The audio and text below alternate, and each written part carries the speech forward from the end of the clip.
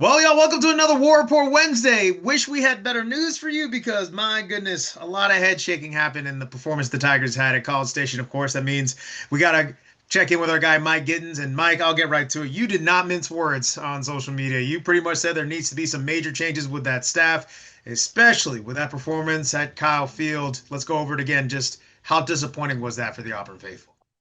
Disappointing, I don't think encompasses it. Just a lot of head scratching going on in the fan base about how the floor could still be so low for a team that has so much talent. So Hugh Freeze vowing, they're close. And while they may be close on the scoreboard, where I disagree is I disagree that they're close to consistent. After what we saw at Oklahoma, after what we saw, at Texas A&M, I've maintained from the beginning since we've been talking about the schedule, just get one of your first three SEC games and you're good. I did not I want to sit here thinking that Georgia had to be that one. So a 4-2 is still a pretty good mark for this team. And if they are truly close, he's going to have to get a lot fixed to put Auburn in a position to beat Georgia when they come to the Plains in 2 weeks. Now, there's a lot to look at the box score, but one thing that kind of egregiously stands out is the amount of sacks that Jackson Arnold has endured over these past 2 weeks. 17 sacks in just two games. Mike, is it one thing? Is it the offensive line? Is it Jackson? Or is it just a whole kind of pyramid of stuff that we got to fix when it comes to that? Yeah, it's a combination of things. A former Auburn offensive lineman have come out and said that this isn't a skill issue. This is a an attitude issue, a dog issue. They said something that they could fix in a week if Hugh Freeze would hire them. Um, yeah, these are guys like Reese Dismukes and Chad Slade and Ryan Pugh and guys who have played for Auburn before at a high level, saying, "Yeah, look, this offensive line is not getting the push that they should be getting." Now, Hugh Freeze told the world that a NFL scout told him he had six offensive linemen that would receive NFL grades. And if that's true, then something else is wrong. There's something wrong here with the teaching or the scheme. I felt pretty adamant this week, man, somebody should have been fired for what we saw from that offensive line, right? You got six linemen with NFL grades, but your line leads the SEC in sacks given up on the quarterback. Yeah. They are massively underperforming their own capabilities. That's a coaching issue, and somebody needs to be held accountable. As the kids say, the math isn't mathing when it comes to that kind of situation. Mike, we also got to talk about that rushing attack. I know that the wide receivers, Jackson didn't have a lot of time, so it's tough to get the ball to all the Singletons and the Cam Colemans of the world if you have no time. But was the rushing attack, it was kind of absent. Is there any way we could maybe lean on Damari Alston a little bit more? Yeah, absolutely. He had two carries. They didn't use him. Now, Jeremiah Cobb had six carries, Rex. They just didn't use him. So I point to there's something systemic here that why abandon the run in the game you were never out of? You were never out of that game. Now Jackson Arnold had 15 rush attempts, but you got to remember some of those were just him taking off with the football on what were scheduled passes.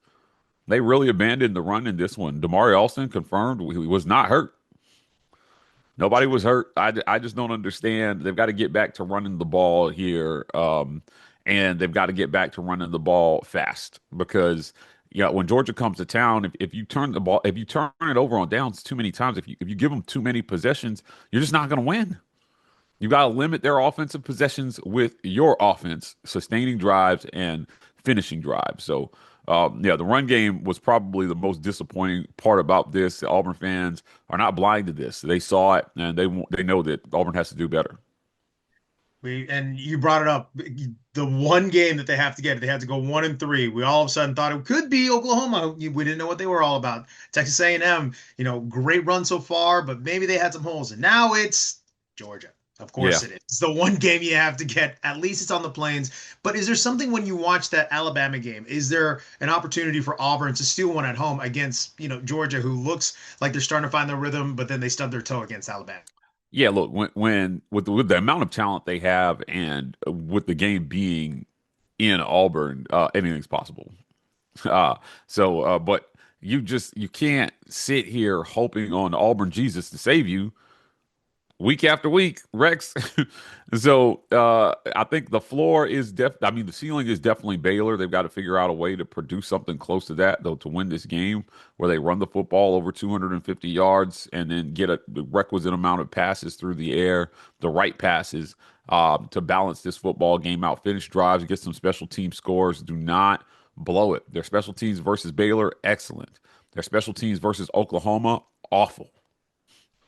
Absolutely took them out of the ball game, pinning themselves back deep against a defense that was never going to give up much.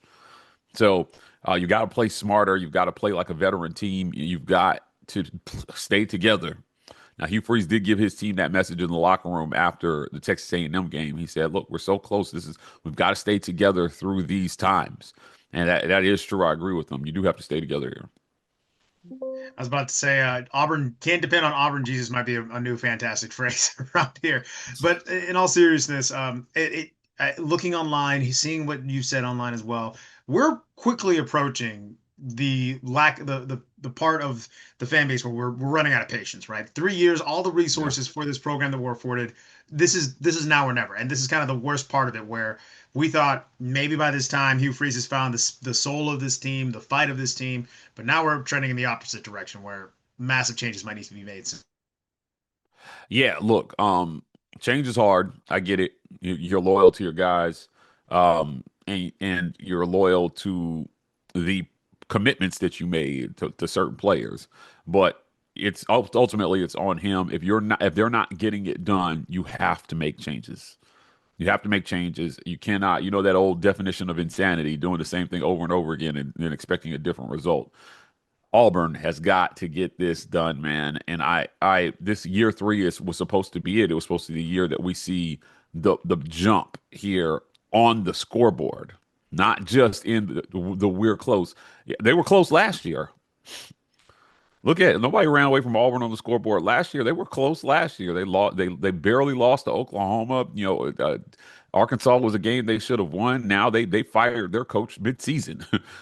Travis Williams is out there. I mean, have some opportunities left on this schedule to go on a run, but starting 0-3 in SEC play was not where you wanted to be, needing to really clean that 5 game stretch that we talked about over and over again after Georgia. It starts at Missouri and ends at Mercer. So changes, man. Like changes do have to be made. You're absolutely right. Now, if you're not going to make staffing changes, you need to make some philosophy changes, and you need to make them quick, and they need to work. And it really that's all it boils down to. I mean, you couldn't have said it better than myself. And now you actually led into my next question right here. Travis Williams, a lot of changes happening at Arkansas, and Bobby Petrino rides again over, in Fayetteville. So good for the Hogs. But that also means that, a lot of defensive changes have to be made. And it's the hardest part about a coaching change right there. But you brought it up. Travis Williams is out there. He's done a great job with that Hogs defense. What would it mean for him to maybe make a return back to the Plains for maybe to help refresh people's memory? What would it mean for his presence to be back there on that Auburn sideline? Oh, he's been a defensive coordinator for the last 4 years. I'm not sure. I'm sure that unless some changes happen on the plains, big time, that would necessitate him taking a demotion of sorts. So I don't know how willing he'll be to do that. But now that he's got those coordinator positions on his resume, somebody else is going to want Travis Williams. I think it would mean a lot to Auburn fans for him to return. He's a great recruiter. They mean a lot. Him and his family, his wife, they mean a lot to that community. um, it would inject some, I think, life into the program, and they could learn a lot from Travis Williams. The decision to let him go completely political. Bobby Petrino is a jerk. They're not gonna succeed. Look, you're not Arkansas the needs only to one who move thinks on. that, Yeah, man. yeah. He's he's interim because it makes sense. He's been a head man before in a lot of ways, but if Arkansas is smart, they'll go another direction and they won't give him a shot at the job. Uh, and maybe a blessing for Travis that they decided to go another direction so that he can get into a better situation for him. So whether that's Auburn or somewhere else, he's going to land on his feet. If you had to pick one thing that Auburn has to do to stop Georgia, what would it be? Control the clock. Run. I mean, it's going to be taught. Run the ball. We saw Tennessee, Alabama rack up yards on Georgia. There are big plays to be had there against Georgia. Now They still are the dogs, man, and they're still going to get after you. And you've got to hit your big plays, and you've got to dial something up. But look, man, Georgia's going to come after Jackson Arnold. That's what you put on tape. They're going to get after him. They're going to throw blitzes his way. They're going to try to disguise coverages. They're going to do everything they can to get him to continue to hold on to the football until the rush can get to him and he just gets sacked. If you're Hugh Freeze, you got to coach that out of him in these next 2 weeks. Scheme something up that doesn't require a bunch of slow developing downfield routes. And if you're the receivers, win faster, man. That's what you went out and you got your 5 stars for. Now, I read this on our show. A former Auburn player that played under Hugh Freeze these last 2 years. This is not nobody. This is not a nobody. I want to stress Okay. that enough. But he had this to say after Texas A&M. He said, "What I tell you, the amount of talent on that offense is insane for them to be that bad. They run stops, goes, and double moves. That's the extent of his offense for Cam Coleman. Big part of it is how much time they waste in the offseason because the head coach is lazy and unmotivated." Uh, Scathing words coming from a former player, and I'm just telling you, they've got to get, even the announcers were saying during the A&M game, if you watch that game, you got to move Cam around. You got to get him in space. You got to do something. And by the time they did it, the game was over. It was too late, right? That defense gave Auburn, similar to Oklahoma, a final drive to win the game, and they could not get a single first down. That's system, man. That is system. At that point, you knew what Oklahoma was going to do. You knew what Texas A&M was going to do. They were going to come after. They're going to blitzkrieg the crap out of Jackson Arnold and just hope that he takes the sack. And he did 2 games straight. Mhm.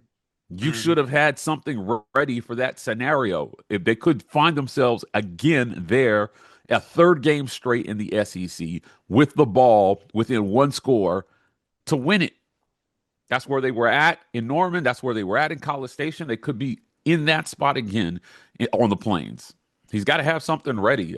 People are starting to be on the outs with this because the talent level is apparent. And when I sat in the press box the last 2 years, you could hear the other beat writers groan about this guy's not very good. That guy's not very good. You don't hear any of that this year. They They know all have these guys. to. Everybody Right. knows these guys are good. So the groaning is coming about the coaching, man, and the system and the performance. Something's broken. They got to get it fixed. They got to get it fixed fast. I couldn't have said it better. And if you guys are watching me on the side, I'm scratching my head a lot. I'm sure I'm not the only one scratching the head about Auburn football. And to hear a player describe a head coach like that, scathing is the absolutely appropriate word. That's the last thing you want to hear with a guy who's been given the keys to a program that can get talent, as he's proven. Now just gotta produce on Saturdays, man. It's really that simple. Mike, hopefully we can finally get. Well, we got a break, and now we'll get ready for the Deep South's oldest rivalry next week. But of course, this isn't the only place that you see yourself and all your work. Where can people find all of your incredible work at the War Report here? Follow us at the War Report on social media. Follow me at Mike Gittens on Twitter, at Mike Gittens _ on Instagram. Also, go on to Locked On UCF on YouTube and hit that subscribe button. We're doing some great things over there as well, too. So building that community as well. But we'll be in the press box in 2 weeks for the Georgia game. Looking forward to seeing what Auburn can do.